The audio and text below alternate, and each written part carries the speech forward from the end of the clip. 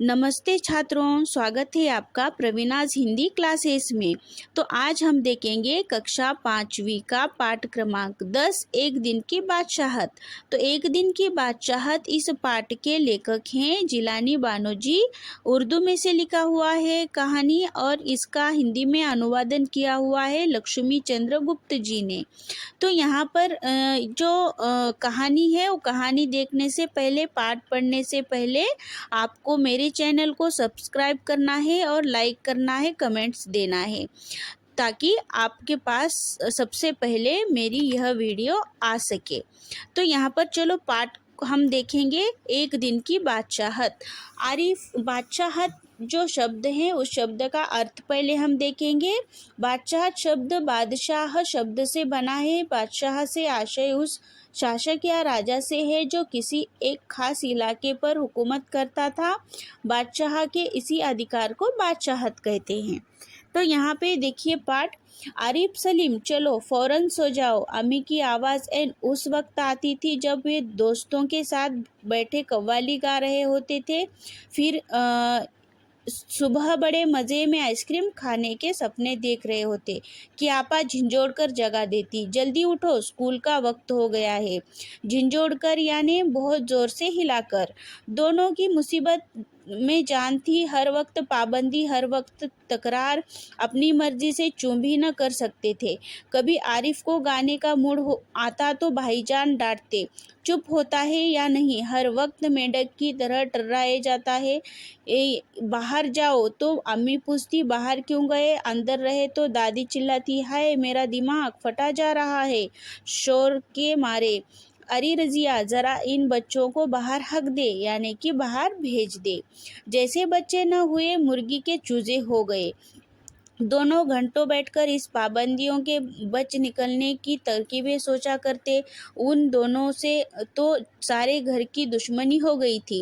लिहाजा दोनों ने मिलकर एक योजना बनाई और अब्बा की खिदमत में एक दरख्वास्त पेश की कि एक दिन उन्हें बड़ों के सारे अधिकार दे दिए जाए और सब बड़े छोटे बन जाए।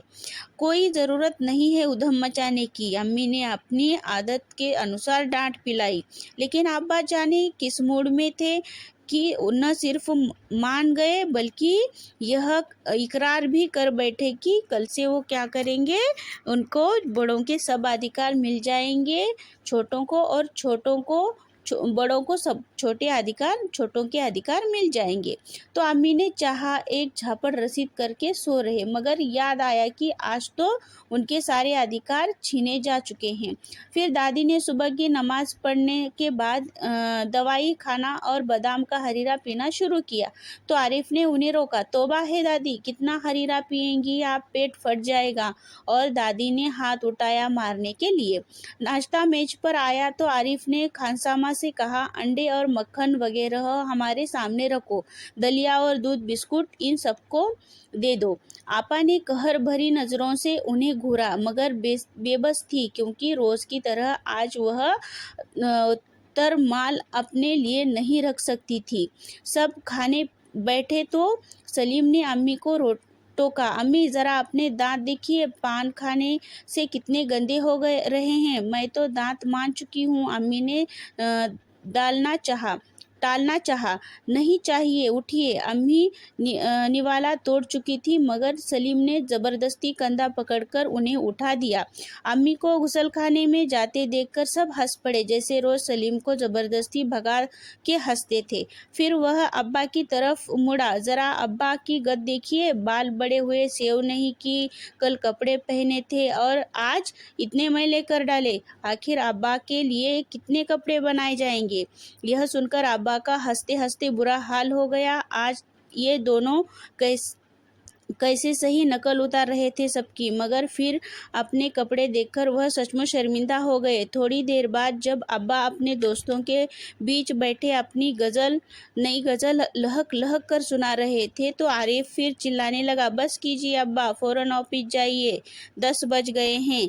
इस तरह से वो छोटे उन पर रौब जमाने लगे। कहर भरे नज़रों से देखना यानी घूर घूर कर देखना। तो इस तरह से वह इनको क्या कर रहे थे, बड़ों के सारे अधिकार दिए गए।